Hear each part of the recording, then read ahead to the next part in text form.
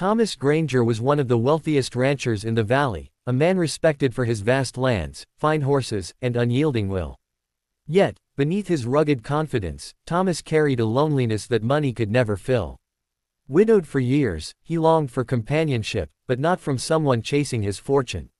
When a poor widow named Mary came to his ranch seeking work, whispers followed her. She was frail-looking, with worn clothes and tired eyes, but her spirit shone through. She asked for nothing but the chance to earn honest wages to feed her children. Thomas was intrigued. Many women had tried to win his favor with flattery and false sweetness, but Mary was different, humble, hardworking, and quiet. Still, he couldn't shake his doubts. Did she truly care for the work, or was she like the others, waiting for his wealth to fall into her lap? So one evening, Thomas devised a test. He sat in his chair by the fire, feigning exhaustion. Slowly, he let his head droop and pretended to fall asleep, though his sharp eyes remained half open. He wanted to see what Mary would do when she thought he wasn't watching. What happened next left him colder than the prairie wind, because instead of the greed he expected, he witnessed something that pierced his very soul. Mary noticed Thomas slumped in the chair, his steady breathing convincing enough that he had drifted off. She paused her work in the kitchen and glanced at him with a softness that surprised even herself. For weeks, she had kept her distance. After all, he was her employer, a man far above her standing. Yet seeing him there, weary and alone, stirred something deep inside her. She quietly cleaned up the table, moving with practiced care so as not to wake him. Then, instead of slipping away to rest, she did something Thomas had never expected. She took the last piece of bread from the kitchen shelf, not for herself, not for her children, but she wrapped it carefully and placed it beside his chair, whispering, "You work harder than anyone, sir. You should eat this when you wake." Then Mary moved to the fire, gathering wood to keep it burning through the night. She rubbed her aching hands, clearly exhausted, yet she chose to stitch a tear in one of his work shirts, her needle trembling in the dim light. Thomas, pretending to sleep, felt a lump rise in his throat. This woman, who had so little, thought first of him. No gold, no fine words, no trickery, just quiet sacrifice and care. He had tested her, expecting greed, but what he saw instead was love in its purest, simplest form. For the first time in years, Thomas realized he was the one being humbled. The next morning, Thomas rose earlier than usual. He found Mary already at work, her children helping gather eggs from the co-op. He wanted to speak of what he had seen, but something in her modest nature held him back. Instead, he offered a gentle, "You work hard. Your children must be proud." Mary smiled faintly, but her eyes carried shadows. Later that day, as they worked side by side repairing a fence, Thomas finally asked, "Why do you push yourself so much? Most would have given up by now." She hesitated, then told him the truth. Her husband had died in a mining accident, leaving her with debts and 2 children to feed.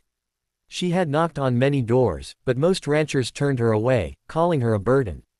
"I didn't come here for charity," she said softly. "I just want to work and keep my children safe. That's all I ask of life." Her voice cracked, but she quickly straightened, refusing pity. Thomas listened in silence, his heart aching. He had tested her worth, and she had passed without even knowing it. Now he understood, her strength wasn't in wealth or beauty, but in the unshakable will to protect those she loved. As he watched her mend another section of fence with blistered hands, Thomas realized she wasn't just passing through his ranch. She was teaching him what resilience, loyalty, and quiet dignity truly meant. That night, unable to resist, Thomas repeated his test. Again, he sat in his chair, feigning sleep, curious if Mary's kindness was fleeting or genuine. What he saw froze him. Mary didn't touch his money pouch resting on the shelf, nor the fine coat draped nearby. Instead, she walked softly to his side, studying his weathered face. With a trembling hand, she adjusted the blanket over his shoulders.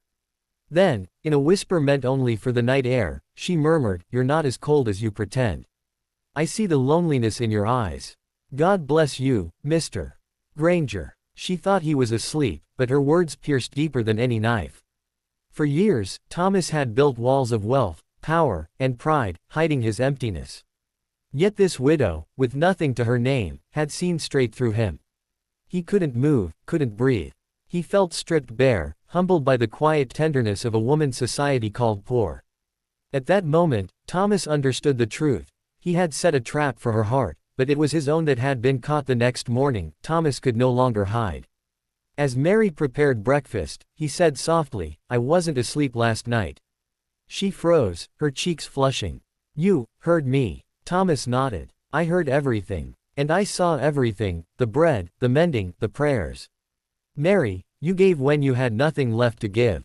That is more precious than all the gold in this valley." Tears welled in her eyes, but Thomas stepped closer, his voice steady. "You came here asking for work, but what you gave me was far greater. You gave me back my faith and love." For the first time, Mary looked at him without fear or reservation. In that quiet kitchen, among the smell of bread and wood smoke, something unspoken passed between them. Not a transaction, not a test, just two lonely souls recognizing the truth in each other. In time, Thomas did more than offer her wages. He offered her his heart, his home, and his name. And when Mary accepted, it wasn't for wealth or survival, it was because she had seen the man behind the rancher's pride. And so, the richest man in the valley discovered that true wealth wasn't measured in land or cattle, but in the quiet love of a widow who had nothing, yet gave him everything.